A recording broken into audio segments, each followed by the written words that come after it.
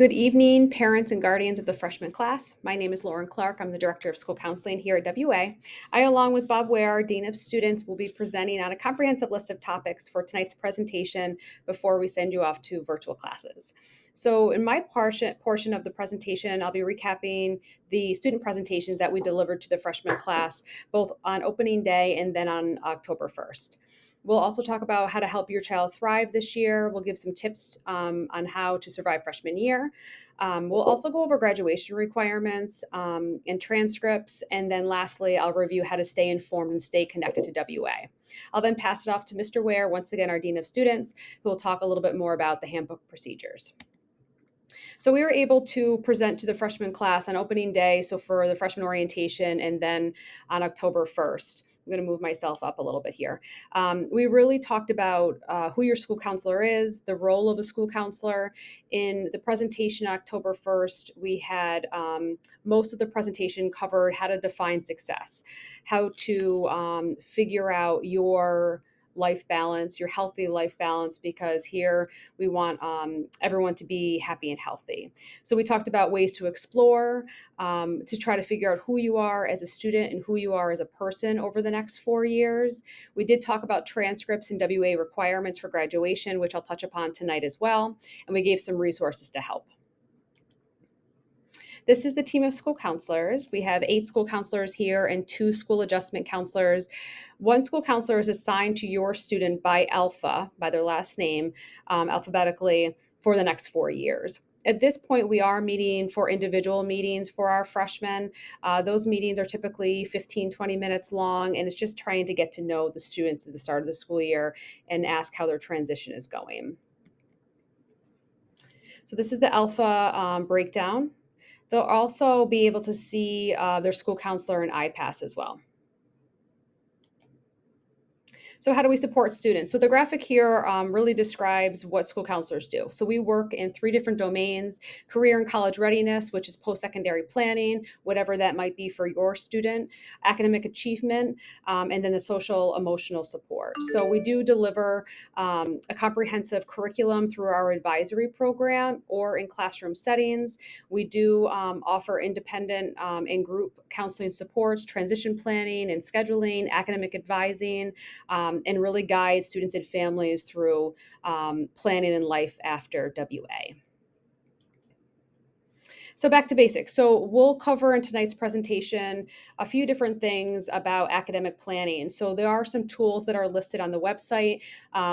This slide deck will be added to the website along with obviously this presentation, but the slide deck is important because it will have the links embedded, so you can see where it brings you to on the website. So academic planning tools, we'll talk a little bit about time management and the graduation requirement course worksheet. We'll talk a little bit about communication and how to communicate with teachers, how to listen to teens, which is always pretty tricky, and then how to help your child thrive. So this is the academic planning tool. So this link up here will drive you to our website. The one activity that you can see here is the time management activity, which I do like this one. So it looks like there's an available hours during the week is 168 hours. It has listed here. We encourage students to remain happy, and healthy and engaged learners. And in their strive to do this, we ask them to really write down some numbers of their busiest term during the school year. So we write down 35 hours will be devoted to school day out of this 168. We talk about how many average hours of homework you get a week, extracurricular activities the students are involved in, and then daily life activities like sleep or family time or traveling to and from school. So we asked them to figure out their total hours and compare that to the 168 that they actually have during the week to make sure they're not spread too thin. The other activities that could be on this website are the core sequence worksheet and the 4-year academic planning worksheet, which I'll show you those as well. Let's go over the WA's graduation requirements. So I'm going to move myself again over on this side. So each full year everyday course that meets is 5 credits. Every course that meets for half the year is 2.5 credits. So this is the requirements that are needed in order for students to graduate. So every student needs 20 credits in English, which is 4 5 credits each. So that's 4 years of English. They need 20 credits in math, 15 in science, 15 in history, which they start out as freshmen in world history and then go off to US 1 and US 2. World languages, 10 credits in the same language. I'm going to skip over this. We're going to go right to PE, 10 credits. So that's 4 semesters in PE. So that's one PE course each year. And then 2.5 credits in visual and performing arts, in health, and in technology. Then the rest of the credits are made up in this elective credit portion. The total number of credits students need in order to graduate is a 117.5. Students, in addition to earning the 117.5, they also need to pass the science, math, and English MCAS. Okay, I'm moving myself again. So this is the 4-year academic plan. This goes along with the graduation requirement sheet that I'll show you on the next screen. We encourage students to start listing their courses that they take each year. So they're coming up with a plan for the next 4 years, and they can work with their counselors on this as well. This is the graduation requirement sheet that is listed under academic tools on the website. This one is good because it actually outlines what students need in order to meet that 117.5 requirement. During our presentation on October 1st, we actually did show students what a transcript looks like. So the transcript that is shown in front of you tonight is someone who's graduating. So they have had 4 years here. That's what you can see listed each year with the final grade and the number of credits they earned. The freshmen only have the list of courses right now in the transcript. No final grades, no credits awarded yet. But as students graduate, this is the transcript that will be sent along with them. A transcript is an official document. This is the one that is sent to post-secondary institutions. So communication. So we encourage students today to speak with their teachers if they are having questions or concerns in a certain class. We always encourage students to reach out to us, to the school counseling department as well, if needed. I like this document because it really outlines the steps to take in following the chain of communication. So the student starts with the teacher, the student and parent can meet with the teacher, and then after that, it kind of goes off to the department head, assistant principal, counselor, or the principal. Okay, how to listen to teens. So this might be a little bit tricky, but with our busy lives, if we can stop what we're doing and make eye contact with our child, that's very important. So sometimes saying to a child, well, we'll chat later, doesn't always work for them because that's when they're available and ready to talk. So we don't always get that second chance. Sometimes it's really tough to be a teenager, and it's easy for adults to say, well, these are the best times of your life and you should be enjoying these moments. But it's different for our students who are actually in it because some days are really hard for some of our students. Okay, I'm going to try to move myself again there. Okay, so here's some back to school tips to help your child thrive.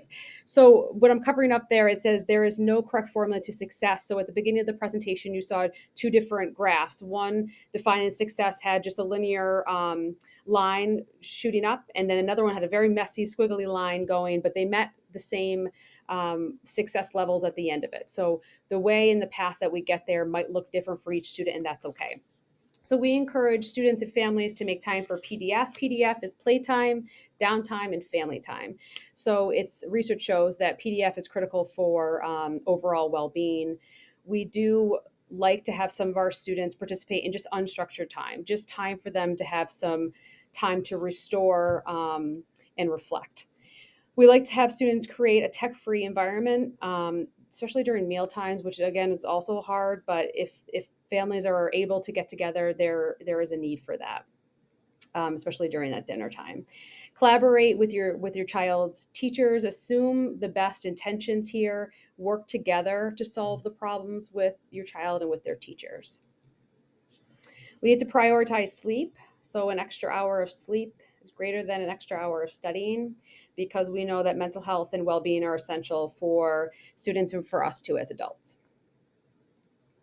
We really drove home the point, I think at a presentation on October 1st, that students have the next 4 years to really explore their interests and their strengths and find out what their challenges are. So discovering what they do well, discovering what they love to do and what their passions are is really what high school is about. Freshman timeline. So this timeline gives you an indication of what to look forward to each month. So we're looking here, October 7th is our back to school night tonight. And you can see progress reports, the day that they come up. Counselors are still meeting individually with students at this point and throughout October. So this kind of gives you a monthly breakdown of what freshmen can expect. Okay. Tips for our freshmen. So we asked freshmen on October 1st during that presentation to really get to know yourself as a student, as a person, to start developing their study skills. And they can start with that time management activity, which I do, once again, think that's a great activity for them in order for them to have a healthy and happy life and to be balanced. To monitor your grades, get good grades, and then also, once again, participate in self-care and sleep and maintain a healthy lifestyle. Okay, these are different ways to stay informed. They, once again, are all links to different parts of the website. The Westford Academy website is the first link. Then I drive you to the counseling department website. The freshman timeline that I just showed you is in here as well. And we've been using some more newsletter for a monthly newsletter from the counseling department. So we put out a September and October newsletter, which has a lot of information for students and for families. The link for the Principal's Friday email is so you can subscribe to that. So Mr. Antonelli sends out a Friday email every Friday. So if you subscribe to that, you'll get that in your inbox on Fridays. The counseling department, we're also on Instagram. That's our tagline, that's our name. So if you want to look at that or look that up and follow us, that would be great. We put some important information on there as well. The last thing here is how to register for SCORE. So SCORE is our information system on how we send transcripts to post-secondary schools after WA. This is also a way for us to mass email families and students. So you will be receiving within 72 hours of this date, if you haven't already, an email from SCORE. And what you'll have to do is register as a parent through them so that we can send you updated lines of communication. So any information that comes from the counseling department, I'll usually just mass email through SCORE. So you'll definitely want to get registered through them. Okay, so this is on the spreadsheet that you received tonight for the back to school night, but I wanted to add it here as well so you had the information all in one spot. Once again, these are all links for presentations, meeting the counseling team, email addresses here for everyone, timelines per grade, how to subscribe to the email on Fridays, the tools link, how to receive our newsletters. So the link is here for September and October. And then it gives you a little bit more information on the SCORE emails below. So once again, I wanted to make sure the freshman families know that the counselors are here to help. We're here to answer any questions that you may have this year or in the following years to come. I encourage you to reach out to your child's school counselor or to myself with any questions that come up after tonight's presentation, and we'd be happy to help. Now I'd like to turn it over to Mr. Ware. Good evening, parents. Welcome to our back to school event. My name is Bob Ware. I'm one of the deans here at Westford Academy. It is my honor tonight to go through the administrative details of the freshman students that we welcomed a month ago and to share tonight with you our expectations as these young adults become high school students at Westford Academy. Our ninth grade class is divided by 3 deans. Students with the last names A through F fall under myself, Mr. Ware. Last names G through M will be working with Mr. Toomey, and N through Z will be working with Miss Murphy. As they proceed into their sophomore year, I will be the dean of this class for the following 3 years.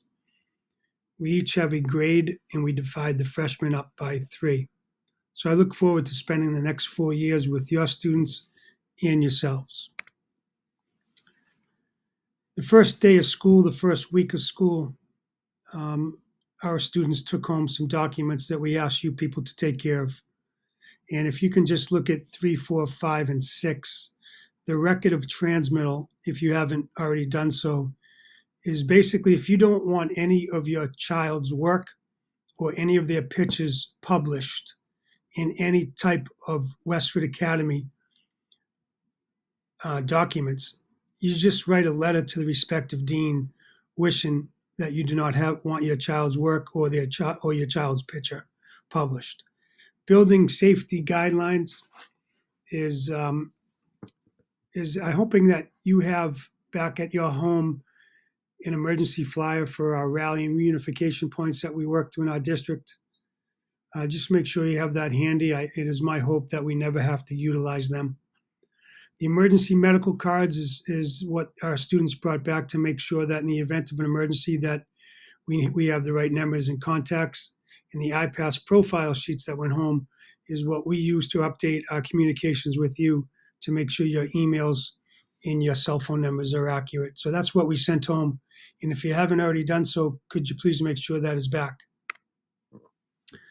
Logistics of school. Many of you people might have seen me out front directing traffic. This is a very busy place. We have over 2,000 people coming here between 7 and 7:30. To avoid any type of traffic is very difficult, but the earlier you can drop your student off, the better. As you get closer to 7:25, we are more congested. I will say I'm doing my best to get out there along with 4 other people, but we need some help. And that is, I'm not going to be out there all year. I'm going to be guarantee you that.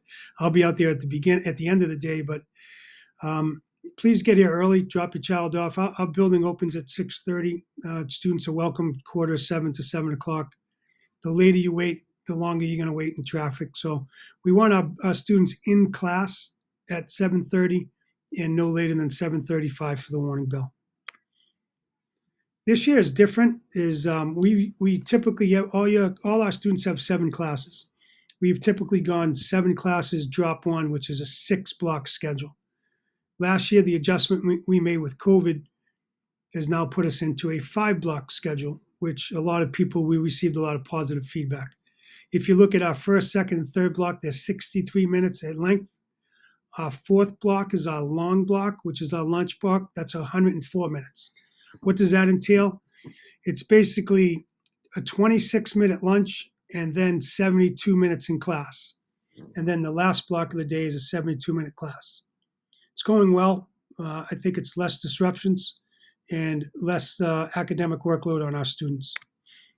Our lunch schedule within that 104 minutes, our first lunch is at 10:54, which is a nice improvement. We've typically started our lunches at 10:20 and end at 12:05. Now it's more realistic lunchtime, which is almost at 11 and ends at 12:30.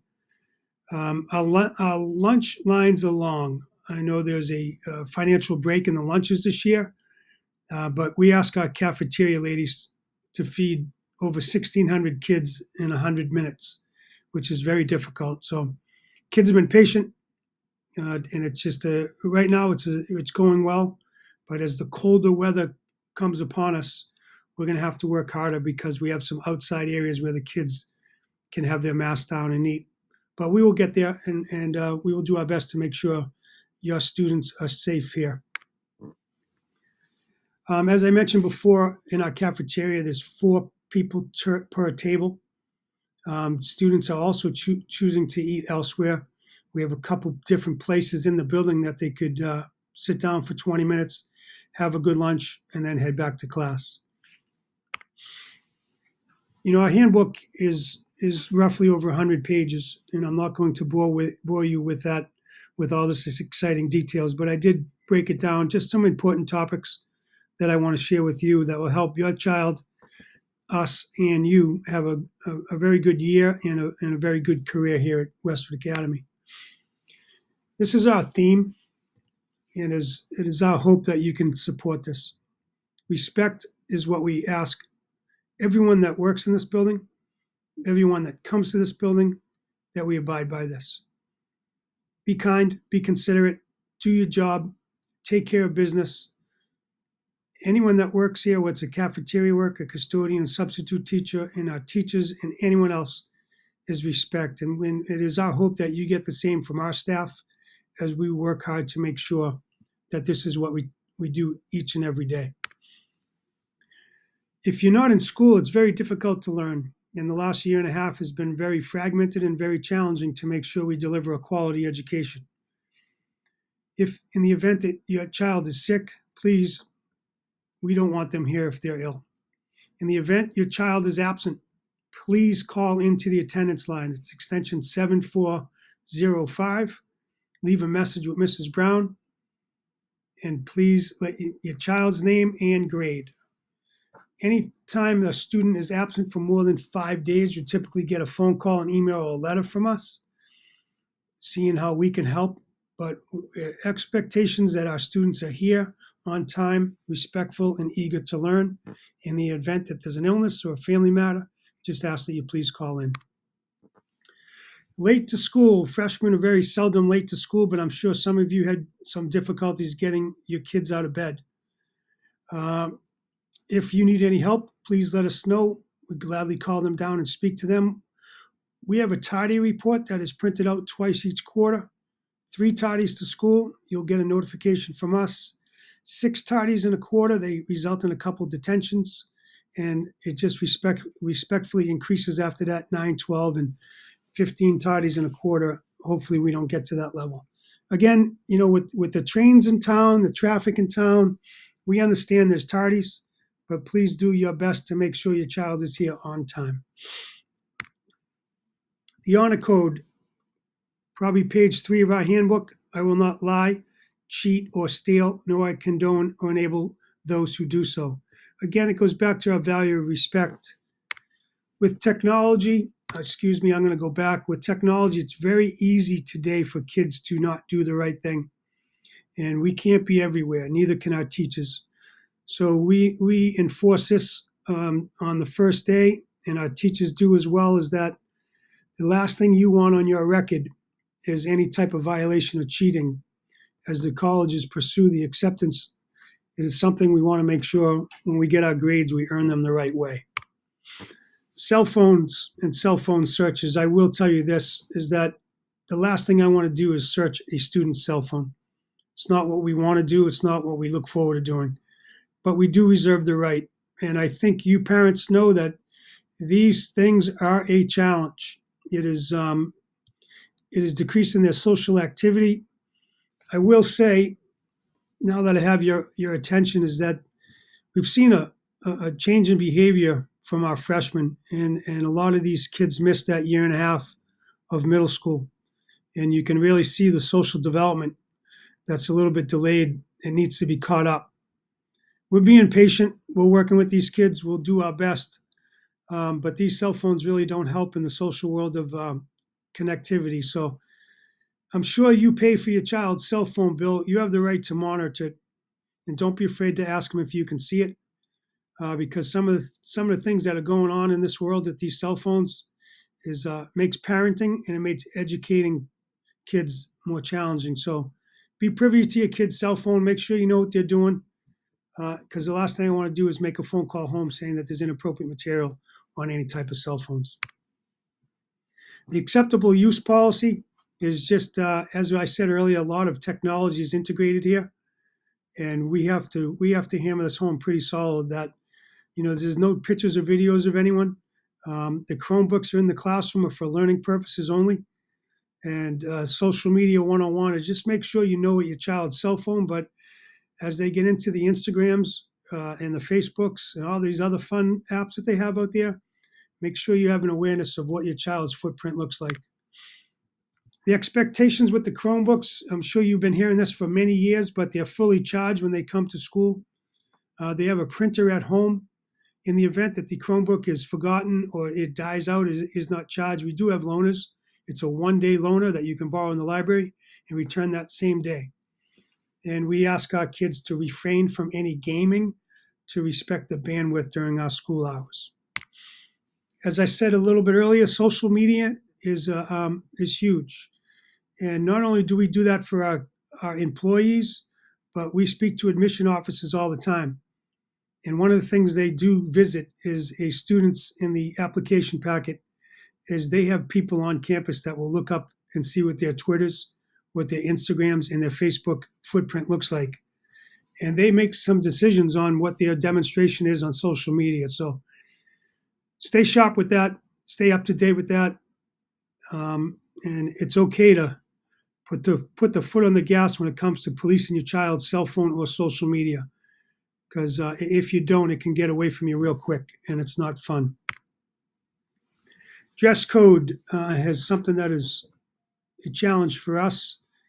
If you can monitor what your child is wearing when they leave in the morning, I will say sometimes when they come to our school, they lose the sweatshirts and the sweatpants, and it's a borderline disruption, and we have to make sure we have professional conversations. But just want to make sure our kids just come to school looking like they should be in school.